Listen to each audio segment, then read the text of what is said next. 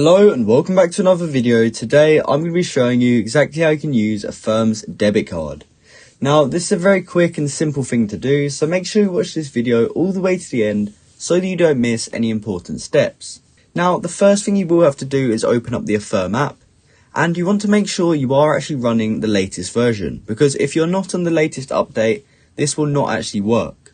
So in order to check if we are on the latest update, you can head into your app store and just type in Affirm, and then if there is an update available, it will tell you and it will allow you to update the app. And then from there you can open up the app and we can start. So once you've opened up the app, it will look something like this, and as you can see, we can see a search bar at the top where we can actually search for a store. Now what we want to do is actually search for the store in which we're trying to buy at. So what we have to do from here is type in the store in the search bar, and you want to type in whatever store you're looking to purchase from using the debit card. So just type it into the search bar and you should see an option that says pay later at any store, and just below that it says pay with a one-time use card.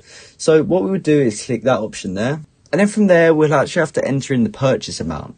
So we will have to add tax and shipping to the total amount, and they also say don't worry, we'll refund any unused amounts. So you want to just put in whatever the purchase amount is, including the tax and shipping.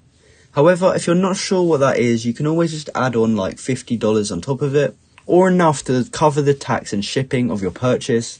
Obviously it'll be different depending what store you are actually buying from. But even if you do put more than it actually costs, they will refund you the unused amount, so you won't actually lose out on any money.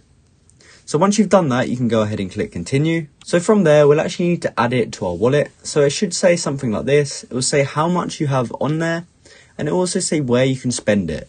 So now that we've set that up, we can now save it to our phone with this button at the bottom. We can actually add it to our Apple Pay or whatever we use. So from there, we can go to the shop and we can open up our Apple Pay and just pay like you would with any other card and hold it near the reader.